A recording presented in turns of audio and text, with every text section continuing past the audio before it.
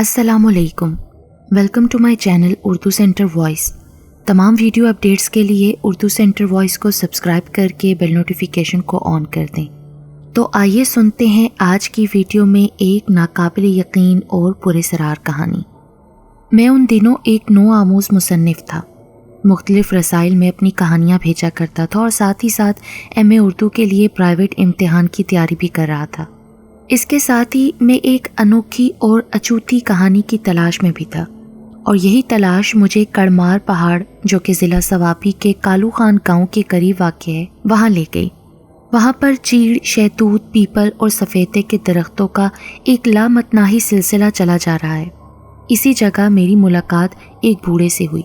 उस पहाड़ के सामने एक बड़ा आमों और कीनू का बाग है जो अब तक मौजूद है और उस बूढ़े की मलकियत है। उस बूढ़े की मुलाकात मुझसे इस तरह हुई कि उसने आग जलाने के लिए काफ़ी सूखी लकड़ियाँ इकट्ठी की थीं। लकड़ियों का गठड़ा अपने सर पर रखे वो चला जा रहा था। वज़न काफ़ी था, लिहाजा उसे चलने में शदीद दुश्वारी पेश आ रही थी। मैं फितरतन नर्म दिल वाक़ हुआ हूँ, इसलिए मैंने उस बूढ़े की मदद का फ़ैसला कर लिया और उसके सर से लकड़ियों का गठड़ा उठा लिया।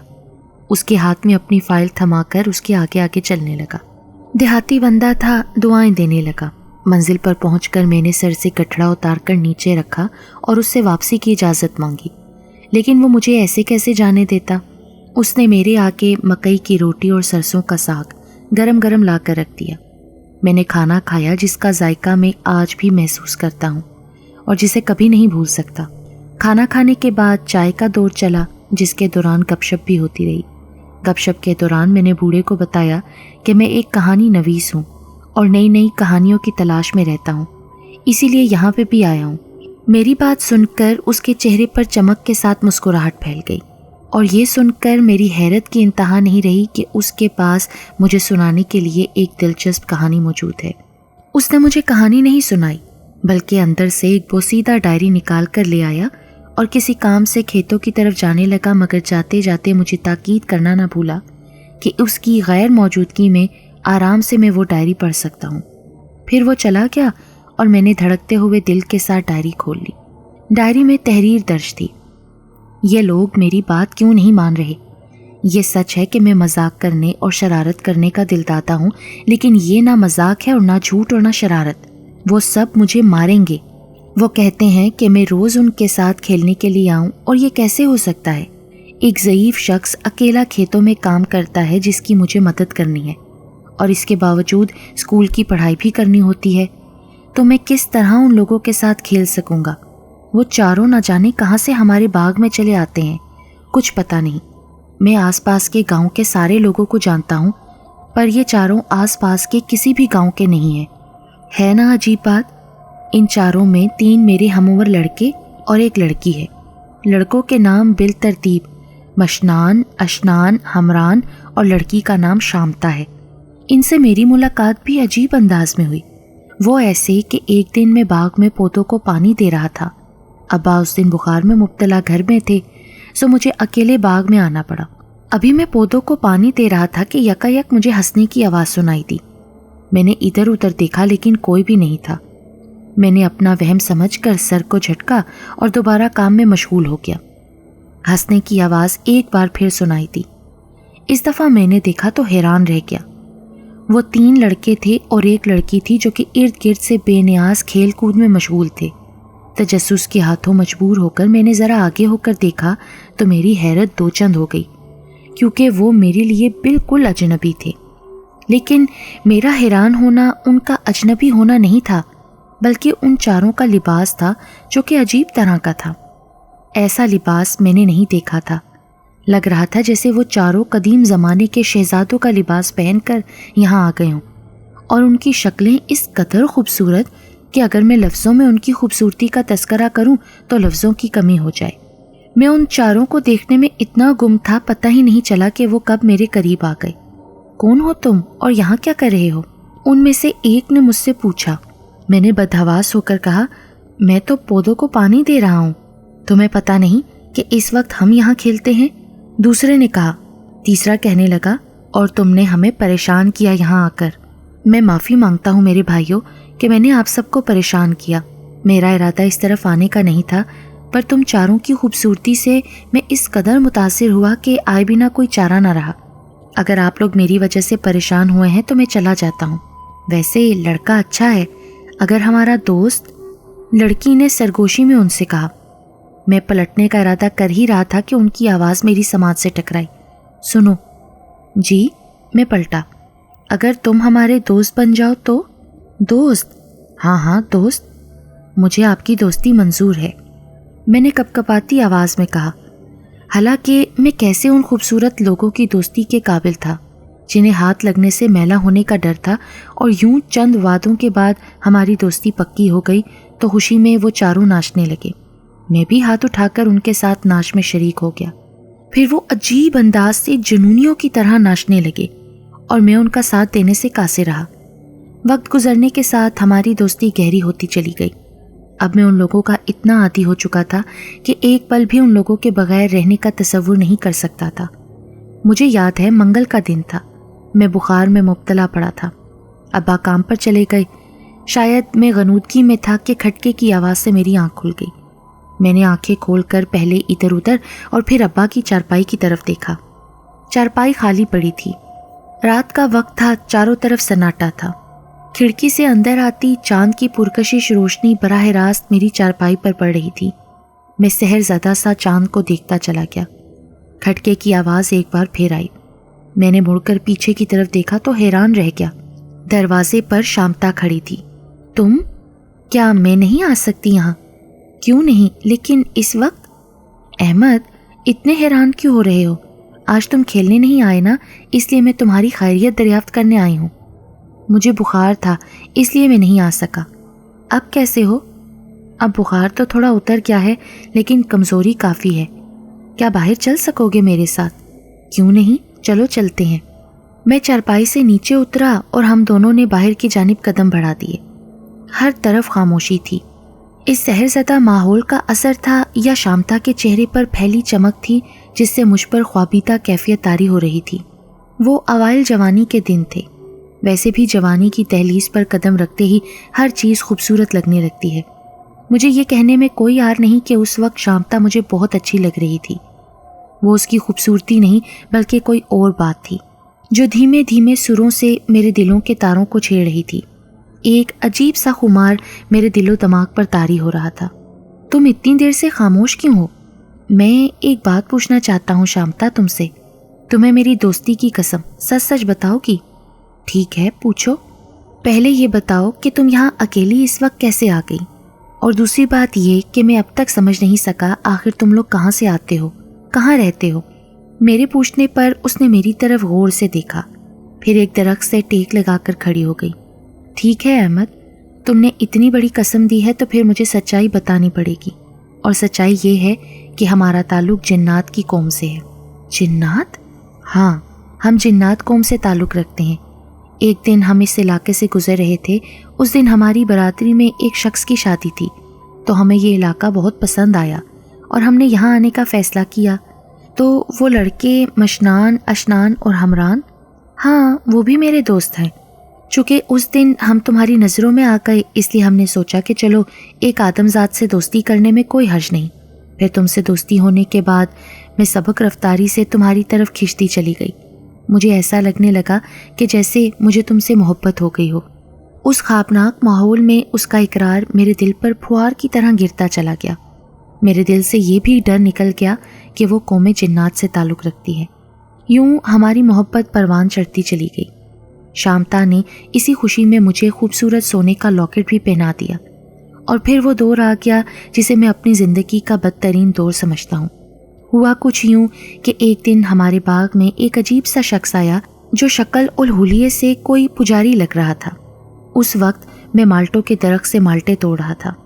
اس شخص کی چال ڈھال سے لگ رہا تھا جیسے اسے کسی کی تلاش ہو۔ دفتن اس کی نظر مجھ پر پڑی۔ میں نے اس کی طرف دیکھا تو وہ بھی میری طرف ہی دیکھ رہا تھا۔ اس سے نگاہوں کا تصادم ہوتے ہی میرے ذہن کو ایک جھٹکا سا لگا اور میرا پورا جسم جھنجھنا اٹھا۔ اس کی آنکھوں میں عجیب سی چمک آئی۔ نیچے اترو، اس نے مجھے حکم دیا۔ میں کسی زر خرید مجبور اور بے کس سحر زدہ سا نیچے اترا۔ پھر اس کی آواز ایک بار پھر میرے کانوں سے ٹکرائی، تم تھکے ہوئے ہو، آؤ کہیں چل کر بات کرتے ہیں۔ میں بے اختیار اس کے پیچھے روانہ ہوا۔ اس نے میرا ہاتھ اس طرح پکڑ لیا جیسے میرے بھاگ جانے کا اسے ڈر ہو۔ اس کے استخوانی ہاتھ کی گرفت بہت مضبوط تھی۔ مجھے سمجھ نہیں آ رہا تھا کہ یہ پجاری مجھے کہاں لے جا رہا ہے۔ چونکا تو میں اس وقت جب میرے دماغ میں سنسناہٹ سی ہوئی۔ یہ سنسناہٹ بڑھتی جا رہی تھی۔ پھر ایک سرگوشی ہوئی، اس لاکٹ کی حفاظت کرنا، اس کو اپنے ہاتھ سے مسلنا شروع کر دو۔ میں نے بے اختیار اپنے آزاد ہاتھ سے شامتا کا دیا ہوا لاکٹ پکڑ لیا تو میرے ہاتھ کو ایک جھٹکا سا لگا، جیسے میں نے بجلی کی ننگی تاروں کو چھو لیا ہو۔ اس کے ساتھ ہی میرا دماغ جھنجھنا اٹھا۔ وہ پجاری بھی اچھل پڑا۔ اس کے چہرے کے تاثرات یکدم بدل گئے، آنکھوں میں وحشت سی اتر آئی۔ نہ جانے کہاں سے مجھ میں اتنی طاقت آ گئی کہ میں اس کی آنکھوں میں جھانکنے لگا۔ میں اندرونی طور پر محسوس کر رہا تھا کہ میری آنکھوں سے چنگاریاں نکل رہی تھیں۔ ہم دونوں کی نگاہوں کا تصادم کئی لمحوں تک رہا۔ وہ ایک لمحے کو اس طرح جھرجھری لے کر رہ گیا جیسے شدید سردی کی لہر نے اسے اپنی لپیٹ میں لے لیا ہو۔ پھر اس نے میرا ہاتھ چھوڑ دیا اور مجھے قہر آلود نظروں سے دیکھتا ہوا وہاں سے کھسک گیا۔ میری آنکھوں کے سامنے اندھیرا چھانے لگا۔ میں ہوش و حواس سے بیگانہ ہوا اور تیورا کر گر پڑا۔ نہ جانے کتنی دیر بعد مجھے ہوش آیا۔ میرا سر شامتا کی گود میں تھا۔ میں نے آنکھیں کھول کر اس کی جانب دیکھا تو اس کے چہرے پر ایک خوبصورت مسکراہٹ تھی۔ یہ سب کیا تھا شامتا؟ یہ اصرار تمہاری سمجھ میں نہیں آئے گا احمد۔ شاید میں ابھی بھی تمہارے بارے میں تمہاری اصلیت کے علاوہ اور کچھ نہیں جانتا۔ کیا ٹھیک کہہ رہا ہوں نا؟ اور اب وقت آ گیا ہے کہ میں تمہیں اپنے بارے میں سب کچھ بتا دوں۔ میرا تعلق جنات کی اس گروہ سے ہے جس کی میں سردار ہوں۔ تبت کی شمال کی جانب جو 3 پہاڑیاں ہیں جس پر سارا سال برف جمی رہتی ہے، اور ان پہاڑوں کے درمیان ایک سرسبز وادی بھی ہے جسے تکونی وادی کہتے ہیں۔ اس وادی کے ارد گرد ان 3 پہاڑیوں کی گھپاؤں میں ہمارے گروہ کا بسیرا ہے۔ وہ برف پوش پہاڑیاں جہاں ہم ہزاروں سالوں سے رہتے آ رہے ہیں۔ ہمارا تعلق مسلم جنات سے ہے۔ ہمارا گروہ شکتی مان گروہ ہے جسے ہر کوئی حاصل کرنا چاہتا ہے۔ اس کے لیے ضروری ہے کہ پہلے اس قبیلے کے سردار کو تابع کیا جائے، تو پھر تمام قبیلہ خود بخود اس کے تابع ہو جاتا ہے۔ چونکہ اس قبیلے کی سردار میں ہوں، اس لیے میں بے انتہا شکتیوں کی مالک بھی ہوں۔ اب میں اس تکونی جزیرے کی وہ شکتی ہوں جسے ہر کوئی حاصل کرنا چاہتا ہے۔ یہ کوششیں بہت سالوں سے ہو رہی ہیں۔ بڑے بڑے عامل، یوگی، پجاری مجھے حاصل کرنے کے لیے زندگی بھر عمل یا جاپ کرتے ہیں۔ زندگی کا ایک ایک لمحہ بڑی دشواریوں میں گزارتے ہیں، مگر مجھے پانے کی حسرت دل میں لیے اس سنسار سے سدھار جاتے ہیں۔ وہ آدھا راستہ بھی نہیں طے کر پاتے کہ کوئی جل کر بھسم ہو جاتا ہے یا کوئی خوف سے مر جاتا ہے۔ یہ کہہ کر وہ خاموش ہو گئی۔ ان لوگوں کی نیتوں میں کھوٹ تھا۔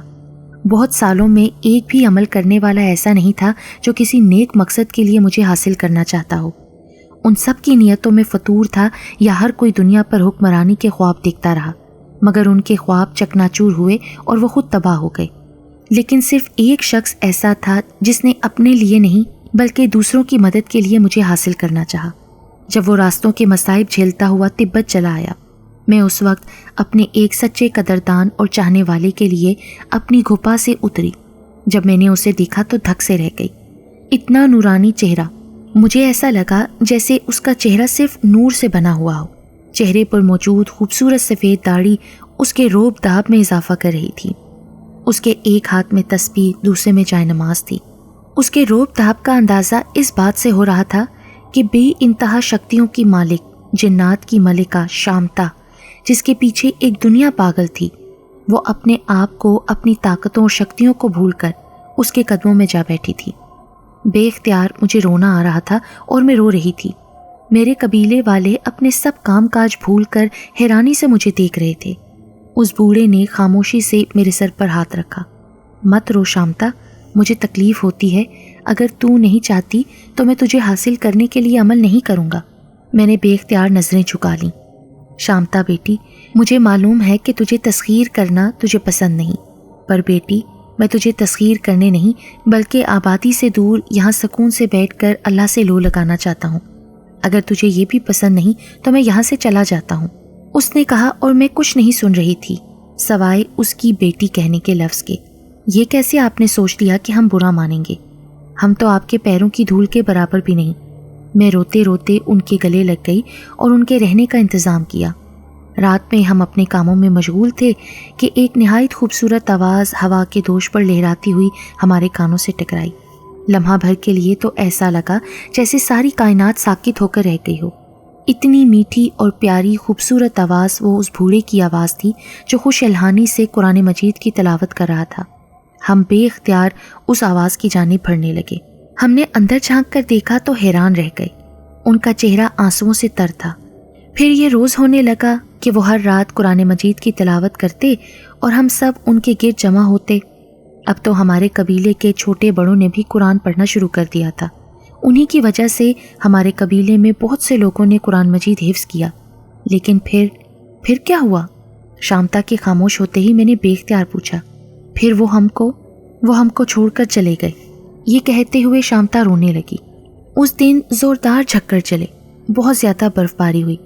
ان کے مرنے پر ساری جنات برادری کے چھوٹے بڑے سب خون کے آنسو رو رہے تھے۔ وہ کون تھے؟ میرا مطلب ان کا نام کیا تھا؟ وہ تمہارے والد سید اشفاق حسین تھے۔ کیا؟ میں چیخا۔ ہاں، وہ تمہارے والد تھے۔ جھوٹ، بالکل جھوٹ۔ میں پھر چیخا۔ پر وہ تو زندہ ہیں۔ نہیں، وہ فوت ہو چکے ہیں۔ چونکہ تمہاری پیدائش پر تمہاری والدہ چل بسی تھیں، اس لیے تمہاری پرورش اور حفاظت کی ذمہ داری ہم نے اپنی برادری کے ایک بزرگ سامران کو سونپ دی تھی۔ یہ جھوٹ ہے، سفید جھوٹ۔ یہ بالکل سچ ہے احمد بیٹے۔ میں نے پیچھے مڑ کر دیکھا تو بابا کھڑے تھے۔ بابا، یہ شامتا کیا مذاق کر رہی ہے؟ یہ بالکل سچ کہہ رہی ہے، تم میرے بیٹے نہیں ہو۔ یہ کہہ کر بابا کی حیت بدل گئی۔ ان کی جگہ ایک سفید باریش بزرگ کھڑے تھے۔ نہیں، میرے منہ سے چیخ نکلی اور پھر میں ہوش و حواس سے بے گانہ ہو گیا۔ کسی کے چلے جانے سے زندگی کا سفر رکتا نہیں، بس ماضی کی یادیں اجیرن ہو جاتی ہیں۔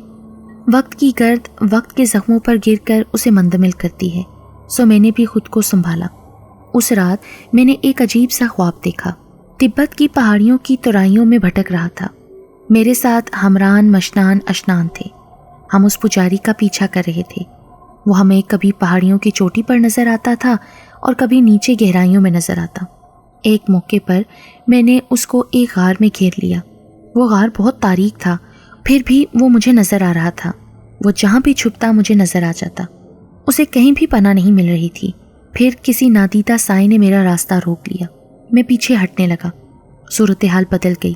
وہ پجاری زوردار طریقے سے مجھ پر حملہ آور ہوا۔ میں اس سے بچنے کے لیے مسلسل بھاگ رہا تھا۔ میں ایک بڑی چٹان پر چڑھتا چلا گیا۔ پھر اچانک ہی کسی طرف سے چند خونخوار بھیڑیے نمودار ہوئے۔ وہ میری طرف لپک رہے تھے۔ میرے اور بھیڑیوں کے درمیان فاصلہ کم ہو رہا تھا۔ وہ نوکیلے دانت نکالے مجھے چیر پھاڑنے کے لیے مسلسل میری طرف لپک رہے تھے۔ میں الٹے قدموں وہاں سے واپس لوٹ رہا تھا اور پھر میرے پیروں تلوں سے زمین نکل گئی۔ میں تاریک خلا میں کلابازیاں کھاتا ہوا نیچے کی جانب جا رہا تھا۔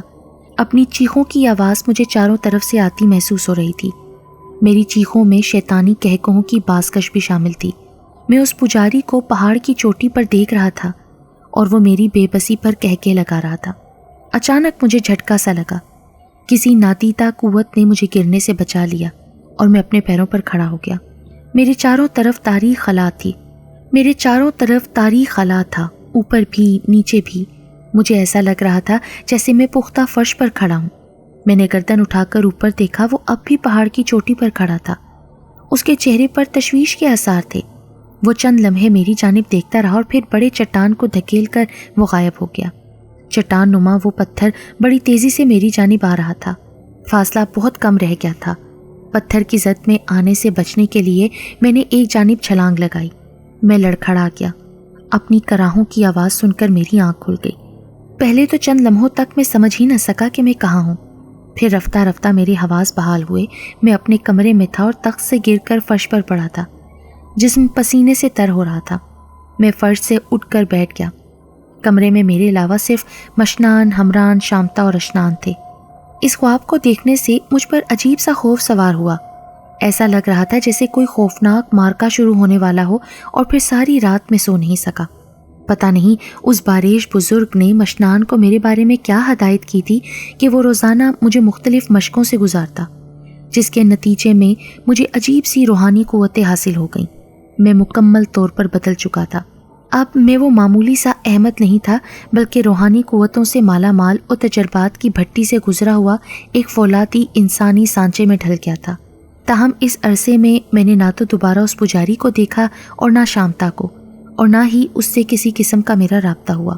چند لمحے پہلے مشنان نے مجھ سے ایسی بات کی جسے سن کر میرے رونگٹے کھڑے ہو گئے۔ احمد بھائی، تمہاری اطلاع کے لیے عرض ہے کہ وہ پجاری جس سے تم ملے تھے وہ آج کل بڑا سرگرم عمل ہو رہا ہے شامتا کو تابع کرنے کے لیے، اور شامتا بہت پریشان ہے کیونکہ وہ پنڈت نہایت ہی پراسرار طاقتوں کا مالک ہے۔ اگر شامتا اس پنڈت کے قبضے میں چلی گئی تو ایک طرف وہ ہمیں انتقام کا نشانہ بنائے گا، تو دوسری طرف وہ لوگوں کو تباہی کی طرف دھکیل دے گا اور تم سے تو خاص انتقام لے گا۔ وہ کیوں؟ کیونکہ تمہارے والد کی وجہ سے وہ آج تک شامتا کو قابو نہیں کر پایا ہے، لیکن ابھی اسے کوئی خطرہ نہیں۔ وہ جلدی سے اپنا جاپ مکمل کرنا چاہتا ہے، پھر وہ تمہاری طرف سے بھی کھٹک گیا ہے۔ اس کا منصوبہ ہے کہ ایک طرف تو وہ جاپ مکمل کر لے اور اپنے چیلے کے ذریعے تمہیں اس وقت تک الجھائے رکھے جب تک کہ وہ جاپ مکمل نہ کر لے۔ اس کے بعد پھر تمہاری باری آئے گی۔ ایک بات تو بتاؤ، اس پجاری کا نام کیا ہے؟ پجاری کا نام بلدیو ہے اور چیلے کا نام گومپا ہے۔ تو پھر مجھے کیا کرنا ہوگا؟ آج کل وہ ایک چھوٹا سا جاپ کر رہا ہے۔ جاپ تو کسی بھی شکتی کے لیے کیا جاتا ہے، ہو سکتا ہے وہ اپنے قدم مضبوط کر رہا ہو، اس طرح اس کے ہاتھ پیر مضبوط ہو جائیں گے۔ وہ اپنے گرد پراسرار شکتیوں کا جال لگا دے گا، پھر تم اس کا کچھ نہیں بگاڑ سکو گے۔ بہتر ہے کہ تم اپنی باطنی قوتوں سے کام لو اور اسے روکو۔ ٹھیک ہے، لیکن ایک راستہ اور بھی ہے، مشنان بولا۔ وہ کیا؟ تم بھی شامتا کو قبضے میں لینے کے لیے عمل شروع کرو۔ ظاہر ہے وہ تمہاری طرف چلی آئے گی۔ چلو ٹھیک ہے۔ پھر مشنان اس عمل کے متعلق مجھے بتانے لگا۔ رات میں سونے کا ارادہ کر ہی رہا تھا کہ کھٹکا ہوا تو میں پیچھے مڑا اور ساکت رہ گیا۔ میرے سامنے شامتا کھڑی تھی، لیکن اس کا چہرہ مرجھایا ہوا تھا۔ اسے دیکھ کر لگتا تھا جیسے وہ برسوں کی بیمار ہو۔ تمہیں کیا ہوا شامتا؟ تمہارا چہرہ کیوں مرجھایا ہوا ہے؟ تم کچھ بیمار سی لگ رہی ہو۔ ہاں، بلدیوں نے جاب شروع کر رکھا ہے۔ اس نے میرے گرد حصار قائم کر دیا ہے تاکہ میں تم سے رابطہ نہ کر سکوں۔ اس کی توجہ ہٹتے ہی میں حصار توڑ کر نکل آئی ہوں، پر میرے پاس زیادہ ٹائم نہیں ہے۔ تمہیں اس کا جاپ توڑنا ہوگا۔ کیا وہ تمہیں حصار میں پابند کر سکتا ہے؟ اس کے پاس پراسرار قوتوں کا ذخیرہ ہے جس سے وہ مجھے الجھا کر جاپ مکمل کرنا چاہتا ہے، جس سے وہ مجھے قبضے میں کرے گا۔ تمہیں اسے جاپ سے روکنا ہوگا۔ پر وہ کہاں ہے؟ تبت کی ان تکونی پہاڑیوں کے پیچھے ایک ویران کھنڈر ہے، اور سنو، اس کا چیلا تمہیں الجھانے کی کوشش کرے گا، مگر تم اپنا خیال رکھنا۔ اس صورتحال سے میں نمٹ لوں گا، لیکن مجھے بتاؤ اس کھنڈر کی طرف کون سا راستہ جاتا ہے؟ میں جا رہی ہوں۔ شامتا کی آواز کچھ دب گئی۔ پھر آؤں گی۔ اور یہ کہتے ہی وہ میری نظروں سے اوجھل ہو گئی۔ مشنان کے بتائے ہوئے عمل کا یہ 7واں دن تھا۔ عمل کے لیے میں نے مکان کی چھت پر ایک جگہ منتخب کی۔ وہ رات کا آخری پہر تھا۔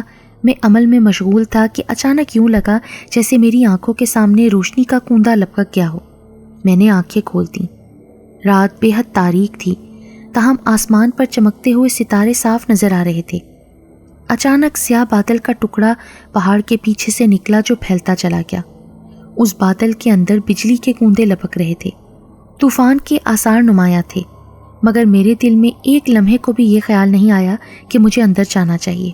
میں نے اپنی آنکھیں بند کر لیں، اور جیسے ہی آنکھیں کھولی تو میں کانپ اٹھا، کیونکہ اب میں آگ کے سمندر میں ایک چھوٹے سے ٹاپو پر آلتی پالتی مارے بیٹھا تھا۔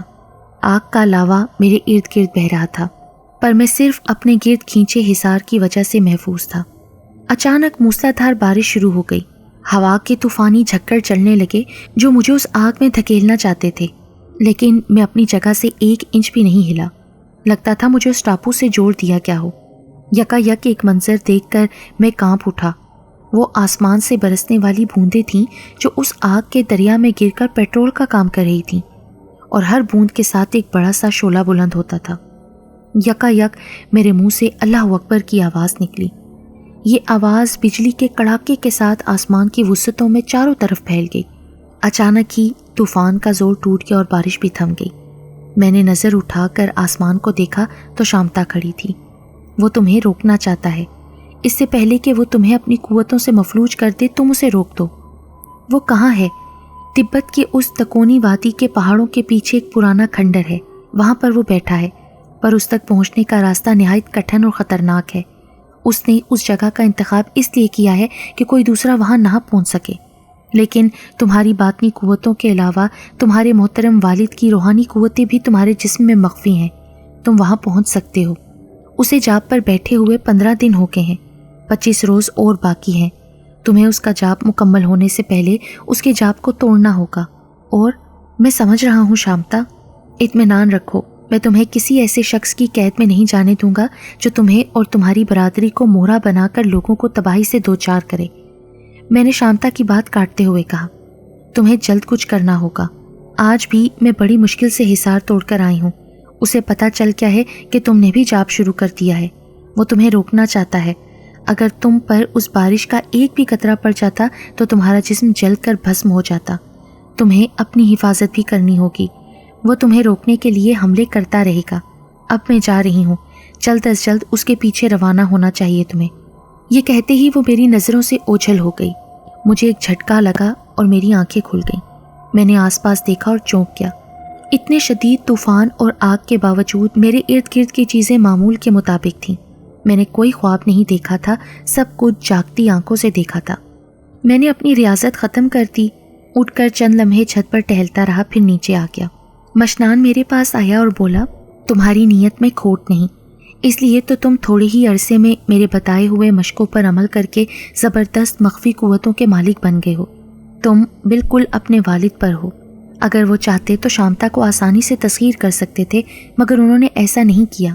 اسی لیے تو اس عظیم انسان کے بیٹے کی حفاظت کے لیے شامتا خود تبت کے ان تکونی برف پوش پہاڑوں کی گھپاؤں سے نکلی۔ ہزاروں لوگ اسے حاصل کرنے کی کوششوں میں ہیں، اور بلتیو اس دوڑ میں سب سے آگے ہے، کیونکہ اس جیسی پراسرار شکتیاں آج تک کسی نے حاصل نہیں کی، اور ان شکتیوں کی مدد سے وہ شامتا سے تھوڑے فاصلے پر ہے۔ تمہیں اسے روکنا ہوگا احمد۔ شمنان کی بات سن کر میں اٹھ کر چھت پر عمل کے لیے چلا گیا۔ اسی طرح 3-4 دن اور گزر گئے۔ اسی رات کئی دنوں بعد میں نے شامتا کو پھر دیکھا۔ اس کا چہرہ انتہائی مرجھایا ہوا تھا۔ جلد سے جلد اپنی منزل پر پہنچنے کی کوشش کرو، اس شیطان کے قدم مضبوط ہو رہے ہیں۔ میرے گرد حصار اور مضبوط ہو رہا ہے، میری قوتیں سلب ہو رہی ہیں۔ ایسا نہ ہو کہ وہ جاب مکمل کر لے اور پھر میں تمہاری دسترس سے نکل جاؤں، پھر وہ سب سے پہلے مجھے تمہارے خلاف استعمال کرے گا، اور میں اس کا ہر حکم ماننے پر مجبور ہوں گی۔ اس دن کے بعد میں نے اور مشنان نے فیصلہ کر لیا کہ عمل وغیرہ کو چھوڑیں اور اس مردود کو جہنم رسید کر دیں تو ٹھیک ہے۔ اس پروگرام میں ہمارے ساتھ اشنان اور ہمران بھی شامل تھے۔ وہ تینوں چونکہ جنات سے تعلق رکھتے تھے، اس لیے انہوں نے مجھے 1 گھنٹے سے بھی کم وقت میں تبت کی سرزمین پر ایک چھوٹے سے پہاڑ پر لا کھڑا کیا۔ اس پہاڑ کے نیچے ایک خوبصورت گاؤں تھا جہاں پر ہمیں رات گزارنی تھی۔ ہم نیچے اترے اور ایک چھوٹے سے سرائے میں ہمیں کمرہ مل گیا۔ مشنان تھوڑی دیر کو باہر گیا اور جب واپس آیا تو اس کے ساتھ ایک شخصیت کو دیکھ کر میں دھک سے رہ گیا۔ وہ بوڑھا تھا جس نے میرے بابا کی شکل اختیار کر کے میری کفالت کی تھی۔ انہوں نے مجھے سینے سے لگایا، میرے تو آنسو نکل گئے۔ مت رو احمد بیٹے، تقدیر میں جو لکھا ہوتا ہے وہ ہم نہیں بدل سکتے۔ تم 1-2 دن آرام کر لو، آگے تمہیں مشکل ترین سفر کرنا ہے۔ ٹھیک ہے، میں نے کہا۔ 2 دن گزر گئے۔ وہ چاند کی پہلی تاریخ تھی۔ مشنان، ہمران وغیرہ نہ جانے کہاں چلے گئے تھے۔ چاند کی 1 اور 14 کو پجاری لوگ جشن مناتے ہیں۔ اس رات بھی جشن تھا۔ میں سو رہا تھا، اچانک مجھے ایک آواز سنائی دی جو کسی گہرے کنویں سے آ رہی تھی۔ جھٹ سے میری آنکھ کھلی، دیکھا تو سامنے شامتا تھی۔ وہ برسوں کی بیمار لگ رہی تھی۔ کیا ہوا شامتا، تمہاری یہ حالت؟ میری قوتیں سلب ہو رہی ہیں احمد، وہ شیطان میرے قریب آتا جا رہا ہے، میرے گرد حصار تنگ ہو رہا ہے، میں اس کا مقابلہ نہیں کر سکتی۔ میرے اور اس کے درمیان صرف 7 دن کا فاصلہ ہے، اور یہ فاصلہ بھی سمٹ گیا تو میں اس کے قبضے میں چلی جاؤں گی، اور سب سے پہلے وہ مجھے تمہارے خلاف استعمال کرے گا۔ نہیں، میں ایسا نہیں ہونے دوں گا شامتا، میں اس شیطان کو مزید آگے نہیں بڑھنے دوں گا۔ جلدی کرو احمد، وقت نکلا جا رہا ہے۔ شامتا میری نظروں سے اوجھل ہو گئی۔ دروازہ چرچرانے کی آواز سے میں نے اس سمت دیکھا تو مشنان تھا۔ تمہیں اب یہاں سے روانہ ہونا چاہیے، وقت بہت کم ہے اور راستہ بہت کٹھن ہوگا۔ لیکن میں اکیلا جاؤں گا؟ نہیں، बल्कि उस्ताद सामरान जिन्होंने तुम्हारी कफालत की है वही तुम्हारी रहनुमाई करेंगे। आधी रात के वक्त वो गांव से बाहर काली चट्टान के पास तुम्हारा इंतज़ार करेंगे। अब तुम उठो, आधी रात हो चुकी है और तुम्हारा पहुंचना वहाँ बहुत ज़रूरी है। 10 मिनट के मुख्तसर से वक्फे में मैंने छोटे से मुराकबे के ज़रिए अपनी तमाम बातनी क़ुव्वतों को बेतार किया। उसके बाद मैं सराय की छोटी सी दीवार की तरफ बढ़ा, जिसे फलांगते हुए मुझे किसी ने नहीं देखा। फिर उस काली चट्टान तक पहुँचने में मुझे ज़्यादा देर नहीं लगी। सर्दी हड्डियों के गूदे में उतरती हुई महसूस हो रही थी। किसी खच्चर की आवाज़ सुनकर मैं चौंक गया और मुड़कर उसकी तरफ देखने लगा। वो आवाज़ एक बार फिर सुनाई दी और मैं उस तरफ बढ़ता चला गया। वो 2 खच्चर थे, लेकिन उनके पास कोई जीरू नहीं था। उस्ताद, मैंने पुकारा। मैं यहाँ हूँ अहमद बेटे। आवाज़ दाएं तरफ से आई और एक इंसानी होला तारीकी से निकलकर सामने आया। अब हमें यहाँ से रवाना होना चाहिए। मैं खच्चर की रस्सी पकड़कर उस्ताद के करीब ले आया। वो उचक्कर उस पर सवार हुए। खच्चर 2 घंटे तक पथरीले मैदान में दौड़ते रहे। फिर सूरज निकल आया। तकरीबन 1 घंटे मज़ीद चलते रहने के बाद हम एक जगह रुक गए। जिस जगह हम ठहरे थे वहाँ साफ पानी की एक छोटी सी नदी के आसपास सरसब्ज़ो शादाब घास और फूलों की चादर बिछी हुई थी। खच्चर से उतरकर मैं घास पर लेटकर लंबे लंबे सांस लेने लगा। थक गए? उस्ताद मेरी तरफ देखकर बोले। वहाँ हमने बैठकर कुछ खाया पिया और फिर दोबारा सफ़र का सिलसिला शुरू हुआ। सूरज गरूब हो गया। खच्चर चले जा रहे थे।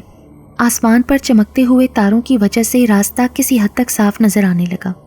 मैं इस मंजर में गुम था कि उस्ताद की आवाज़ मेरे कान से टकराई। भागो अहमद, बलाएं हम पर हमला आवर होने वाली हैं। जितनी जल्दी मुमकिन हो सके हमें इस वादी से निकलना है। उन्होंने अपने खच्चर को भगाना शुरू कर दिया। मैं भी उनके पीछे खच्चर दौड़ाने लगा और फिर मैं उन बलाओं को देखने लगा। दौड़ने की आवाज़ सुनकर मैंने पीछे मुड़कर देखा। वो खौफनाक भेड़िए थे और तादाद में कई थे। जाहिर है हम खच्चर पर मौजूद थे, इनकी रफ्तार इतनी तेज़ नहीं थी। वो भेड़िए बिल्कुल मेरे करीब पहुंच चुके थे। मैंने फ़ौरन भेड़िए के मुंह पर चाबुक रसीद कर दी। वो भेड़िया तो पीछे रह गया, लेकिन दूसरा भेड़िया फिर करीब पहुंच गया। अचानक मेरे जहन में एक ख्याल उभरा, वो ये कि ये भेड़िए मुझे उस खंडर तक पहुंचने से रोकने की कोशिश कर रहे हैं। ये भी किसी शैतानी ताकत के हरकारे हैं। इसी सोच की वजह से मेरी तमाम बातनी और रूहानी कुव्वतें आंखों में सिमट कर आ गईं। मैंने उन भेड़ियों की जानिब देखा तो उनकी टांगों में आग के शोले भड़कते हुए मुझे नजर आने लगे। वो आग के शोले उन पर बड़ी तेजी से फैलते चले गए। भेड़िए मुझ पर हमला आवर होना भूल गए और उछल उछल कर अपने आप को उन शोलों से बचाने की कोशिश करने लगे। इस तरह हम वहाँ से फरार होने में कामयाब हो गए। हमारा सफ़र रात भर जारी रहा। दिन का उजाला फैलने लगा और बिला आखिर हम पहाड़ की चोटी पर एक चट्टान के करीब रुक गए। उस्ताद ने सामने इशारा किया। मैंने उस तरफ देखा तो कांप कर रह गया। तकरीबन 100 गज आगे दूसरी चट्टान पर वो खंडर था जहाँ मेरी और बल्दियों की किस्मत का फैसला होने वाला था। वो कदीम खंडर मुझ पर दहशत तारी कर रहा था और उससे ज़्यादा दहशतनाक वो रास्ता था जिससे गुजर कर खंडर तक पहुँचा जा सकता था। 50 गज तवील वो रास्ता पुल सरात था। तकरीबन 6 फुट जमी हुई वो बर्फ़ की दीवार खंडर की चट्टान तक चली गई थी। मैंने ज़रा आगे बढ़कर नीचे झांका तो दिल उछलकर जैसे हलक में आ गया। दोनों चट्टानों के दरमियान ये खड्ड तकरीबन 100 गज गहरा था और तेज़ रफ्तार पानी तूफ़ानी लहरों की तरह उछल उछल कर बह रहा था। बर्फ़ के उस पुल की सतह से तकरीबन 8 फुट नीचे भी एक बड़ा सुराख दिखाई दे रहा था। ज़्यादा वज़न पड़ने से वो पुल टूट भी सकता था। खंडर तक पहुँचने का कोई और रास्ता नहीं था। अहमद, तुम्हें इस पगडंडी से गुजर कर जाना होगा। अब देर मत करो, तुम्हें अकेले ही जाना होगा। मैं यहाँ से आगे नहीं बढ़ सकता। मैंने आखिरी बार उस्ताद को देखा और मुड़कर उस रास्ते की तरफ चलने लगा। मेरे पैरों के नीचे किरच किरच की आवाज़ निकल रही थी। मैं चट्टानों से उस पुल पर आ गया। पहला कदम रखते ही मेरा दिल कांप उठा। आगे बर्फ़ सख्त थी और शीशे की तरह चिकनी। सितम ये कि यहाँ हवा भी मुझे एक तरफ धकेल रही थी। मैं जैसे जैसे आगे बढ़ रहा था हवा में तेज़ी आती जा रही थी। चिकनी बर्फ़ पर पैर जमाना बेहद मुश्किल हो रहा था। एक मौके पर मेरा पैर फिसल गया। संभलने की कोशिश में मेरा तवाज़न बिगड़ा और मैं पुश्त के बल गिरा। मैं बड़ी तेज़ी से किनारे की तरफ फिसल रहा था। ऐसा लगा जैसे मैं किसी नादीदा दीवार से टकरा गया हूँ। मैं किनारे से सिर्फ 1 फुट के फासले पर रुका। इसके साथ ही सफ़ेद रोशनी का एक गोला मेरे वजूद में हलूल कर गया। इसके साथ ही मुझे अपने अंदर अजीब सी ताकत का एहसास हुआ। मैं एक बार फिर संभल कर आगे बढ़ने लगा और फिर अचानक मुझे यूं लगा जैसे पुल अपनी जगह से हरकत कर रहा हो। चंद कदम आगे जाकर मैं रुक गया। अपने दोनों हाथ भी मैंने पुल पर जमा दिए। मैं चौपाई की तरह आगे बढ़ने लगा। फिर हवा का एक खौफनाक झक्कड़ चलने लगा और उसने मुझे उछाल कर पुल पर जोर से दे मारा। मेरे गिरने से ऐसी आवाज़ आई जैसे पुल टूट गया हो। बर्फ का पुल स्लो मोशन में नीचे यूं झुक रहा था जैसे किसी दरख्त की टूटी हुई शाख गिर रही हो। उसके साथ ही मैं आहिस्ता आहिस्ता नीचे जा रहा था। पुल के नीचे पानी का दरिया अब आग का दरिया बनने लगा। यकीनन शैतानी कुव्वतें मुझे तबाह बर्बाद करना चाहती थीं, मगर मेरी बातनी कुव्वतें बेतार हो चुकी थीं और फिर बाबा जान की रूहानी कुव्वतें भी मेरे वजूद में हलूल कर गई थीं। मुझे यूं लगा जैसे कोई मुझे कॉलर से पकड़कर ऊपर खींच रहा है। मैंने ऊपर देखा, वो उस्ताद थे जो मुझसे 100 गज दूर किनारे पर थे, मगर उनका हाथ इतना दराज हो गया था कि उन्होंने मुझे कॉलर से पकड़ा और पुल के दूसरे किनारे पर मुझे खड़ा किया। इसके बाद उनका हाथ हट गया। मैंने बिस्मिल्लाह पढ़कर सामने मैदान में कदम रखा। फिर कहकहों की आवाज़ें बैन और सिसकियों की आवाज़ों में बदल गईं, जैसे सैकड़ों बदरूहें मातम कर रही हों। मैं कुछ देर वहाँ खड़ा रहा, फिर खंडर में दाखिल होने के लिए पत्थर की सीढ़ियाँ चढ़ने लगा। मेरी तवक्का के मुताबिक वो गार निहायत वसी था। फिर मैं सामने राहदारी की तरफ कदम बढ़ाना ही चाहता था कि यकदम अंधेरा हो गया। मैंने बाहर देखा तो कांप कर रह गया। गहरी धुंध खंडर के सामने जमा हो रही थी। धुंध का रंग सुरमई सा था, फिर उसमें गहरापन आता गया और बिला आखिर वो धुंध स्याह रंगत इख्तियार कर गई। स्याह धुंध गार के अंदर आ रही थी। मैं पीछे हटने लगा। काली धुंध ने मुझे चारों तरफ से घेर लिया। शदीद सर्दी मेरी हड्डियों में उतरने लगी। मुझे सांस लेने में भी दुश्वारी आ रही थी। मैं खड़े होने की बजाय ज़मीन पर ढेर हुआ। शैतानी कहके हर तरफ गूंजने लगे। काली ताकतें मेरी बेबसी पर हंसने लगीं। अचानक मेरे अंदर रोशनी सी हुई और मैं बतदरीज गर्म होता चला गया। मेरे गिर्द लिपटी काली धुंध पानी बनकर फर्श पर बहने लगी। भागो अहमद, भागो! एक पुरस्कार सरगोशी मेरी समाज से टकराई। मैंने ऊपर देखा तो गार की छत का एक हिस्सा बैठ रहा था। मैंने राहदारी की तरफ दौड़ लगा दी। गार के अंदर चट्टानें इस तरह लरज रही थी जैसे शदीद जलजला आ गया हो। एकदम सैकड़ों चमगादड़ों ने मुझ पर हमला कर दिया। मैं चेहरा छुपाकर नीचे बैठ गया, लेकिन चेहरा छुपाने से मैं महफूज नहीं हुआ। चमगादड़ों के नुकीले दांत सुइयों की तरह मेरे बदन में चुभ रहे थे। मैंने जल्दी से एक छोटा सा अमल करके इर्द गिर्द फूंक मारी। सारे चमगादड़ राख का ढेर बनकर नीचे गिर गए। फिर मैं आगे बढ़ने लगा। उस राहदारी के इख्तिताम पर एक और राहदारी जो मुसलसल नशेब में उतर रही थी। मुझे ऐसा लग रहा था जैसे मैं पाताल में उतरा जा रहा हूँ। लेकिन अचानक ढलान ख़त्म हुई और मैं राहदारियों के चौराहे पर खड़ा था। उस तरफ भी एक कुशादा गार था जिसके वस्त में आग का दायरा था। उस दायरे में पुजारी बल्दियों जाप के लिए बैठा नहीं बल्कि खड़ा था। वो एक टांग पर खड़ा था। उसने हाथ सामने जोड़ रखे थे। उसके जिस्म पर सिर्फ एक लंगोट था। उसने अपने गिर्द मजबूत हिसार खींच रखा था। वो सिर्फ आग का दायरा नहीं था, काली ताकतों का चक्कर था जिसने उसे अपनी हिफाजत में ले रखा था। मैं चंद कदम आगे बढ़ा। बल्दियों के चेहरे पर परेशानी के आसार नमूदार हुए। उसके होंठ तेजी से हिलने लगे। मैंने चंद लम्हे उसकी तरफ देखा। फिर मैंने भी दो जानू बैठकर अपने गिर्द हिसार खींच लिया और आंखें बंद कर लीं। मुझे ऐसा महसूस होने लगा जैसे मेरे अंदर कुरानी आयात की तलावत की धीमी धीमी आवाज़ उभरी। मैं भी उन आयात की तकलीद करता हुआ उस धीमी आवाज़ के अल्फाज को दोहराने लगा जो मेरे अंदर से उभर रहे थे। मैंने वो तलावत मुकम्मल करते ही एक छोटा सा पत्थर उठाकर उस पर फूंक मारी। दूसरे ही लम्हे मैंने वो पत्थर पूरे जोर से बल्दियों के हिसार पर दे मारा। एक कान फाड़ देने वाला धमाका हुआ। चंद लम्हों को तेज़ रोशनी हुई जो कि गायब हो गई। मैंने अचानक उसकी तरफ देखा। बल्दियों की पोजीशन में अब वाज़े फ़र्क आ गया था। आंखें खुल गई थीं जिनमें बेपनाह कहरो गज़ब था। उसने सीधा हाथ फैला दिया। एक कोरी सी हंडिया न जाने किस तरह उसके हाथ में आई। उसने उस पर कुछ फूंका और सीधा मेरी तरफ उछाल दिया, मगर मुझसे टकराने से पहले ही वो हांडी फिजा में मुअल्लक होकर रह गई। मैंने ऊपर देखा तो वो मशनान था जो हंडिया को पकड़े हुए था। दूसरे लम्हे उसने वो हंडिया बल्दियों की तरफ उछाल दी। एक और धमाका हुआ और उसके गिर्द बना हिसार मुकम्मल ख़त्म हो गया। इसके साथ ही गड़गड़ाहट की मुहीब आवाज़ें चारों तरफ से आने लगीं। बल्दियों का चेहरा स्याह पड़ गया। इससे पहले कि वो भागता, मैंने गले से शामता का दिया हुआ लॉकेट उस पर दे मारा। लॉकेट जैसे ही उसके जिस्म से टकराया, उसके जिस्म पर तेज़ आग भड़क उठी। وہ بری طرح چیخنے لگا۔ وہ چیخیں تھیں یا محیب بادلوں کی گھن گرج۔ اس کے ساتھ ایسی آوازیں سنائی دیں جیسے چٹانیں ٹوٹ رہی ہوں، اور پھر گڑگڑاہٹ کی خوفناک آواز فضا میں ابھری۔ اس طرف آگے جانے کا راستہ مکمل بند ہو گیا۔ گرد و غبار نے سیاہ بادلوں کی طرح فضا کو لپیٹ میں لے لیا۔ تاریکی اس قدر گہری ہو گئی کہ کچھ دکھائی نہیں دے رہا تھا۔ اس تاریکی میں آگ کے خوفناک شعلوں میں قید بلدیوں تھا جو ادھر ادھر ناچ رہا تھا۔ بلدیوں کی بھیانک چیخوں اور بدروحوں کے رونے کی آوازوں نے فضا کو دہلا دیا۔ احمد بھاگو! مشنان چیخا۔ گڑگڑاہٹ کی آوازوں سے چٹانیں گر رہی تھیں۔ میں ایک جانب بھاگ کھڑا ہوا۔ چند قدم آگے ہی بڑھا تھا کہ سامنے چٹان چٹکنے لگی۔ کسی ایک جگہ پیر جمانا مشکل ہو رہا تھا۔ پورے کا پورا غار زمین بوس ہو رہا تھا۔ میرے چاروں طرف راستہ بند تھا۔ موت لمحہ بلمحہ میرے نزدیک آ رہی تھی، اور پھر مجھے کوئی ہوش نہ رہا۔ جب مجھے ہوش آیا تو میں ایک پلنگ پر لیٹا ہوا تھا۔ میں نے آنکھیں کھولی تو شامتا میرے سامنے کھڑی تھی۔ اس کی آنکھوں میں ستاروں جیسی چمک تھی۔ اس نے میرا ہاتھ پکڑا اور باہر لے آئی۔ باہر بہت سے لوگوں کے درمیان مشنان، ہمران، اشنان کھڑے تھے جو بھاگ کر مجھ سے بغل گیر ہوئے۔ شامتا نے سب کو مخاطب کیا۔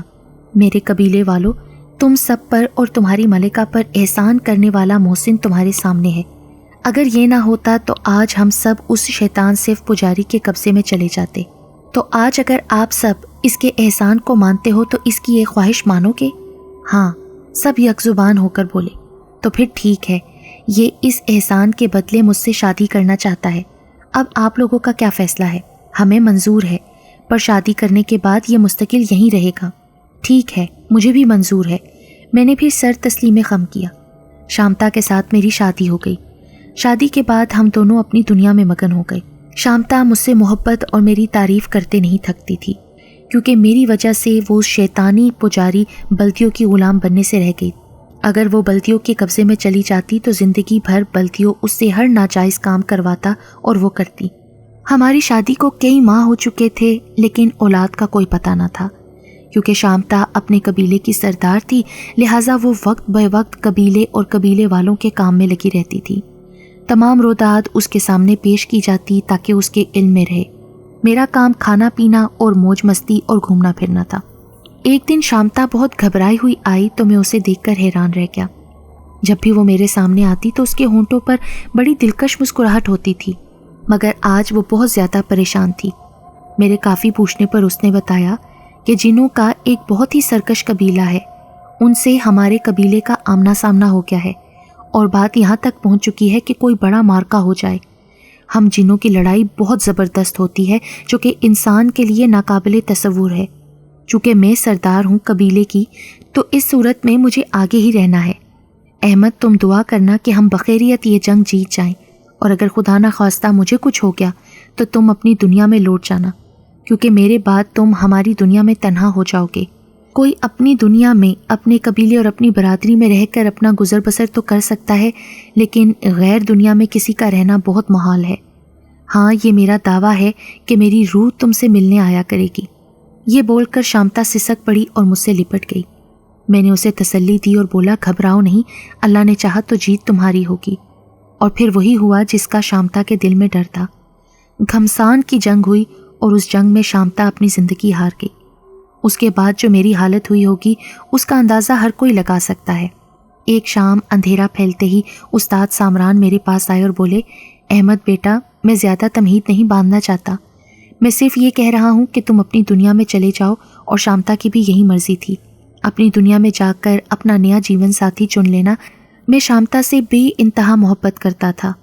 اس کی خاطر میں نے استاد کے کہنے پر اپنی آنکھیں بند کر لیں، اور جب کہا گیا کہ اپنی آنکھیں کھول دو تو میں نے خود کو اپنی جگہ پر پایا جہاں میں مشنان، ہمران، اشنان اور شامتا کا ساتھی بنا تھا۔ وقت گزرتا رہا، شامتا کی یادوں کے سہارے میں زندگی کے دن پورے کرنے لگا۔ انسانی زندگی کتنی ہوتی ہے یہ سب کو پتہ ہے۔ میں اپنی داستان کو یہیں ختم کرتا ہوں، کیونکہ مجھے لگ رہا ہے کہ میں چند دنوں کا مہمان ہوں، کسی وقت بھی میری زندگی کا چراغ گل ہو سکتا ہے۔ یہاں پر میری تحریر ختم، یعنی میری زندگی کا وجود ختم ہو گیا۔ ڈائری کے اگلے صفحات خالی تھے۔ میں جیسے اچانک کسی سحر سے جاگا اور ڈائری وہیں چھوڑ کر کھیتوں کی طرف روانہ ہوا تاکہ اس بزرگ کا پتہ چلاؤں جس نے مجھے یہ ڈائری دی تھی۔ میں نے تمام کھیت چھان مارے لیکن ان بزرگ کا کہیں بھی پتہ نہ چلا۔ پھر میں سمجھ گیا کہ ہو نہ ہو یہ بزرگ وہی احمد صاحب تھے جن کی شامتا سے شادی ہوئی تھی، اور اس طرح ایک ناقابل یقین اور حیرت ناک کہانی کے ساتھ میں اپنے گاؤں کی طرف واپس روانہ ہو گیا۔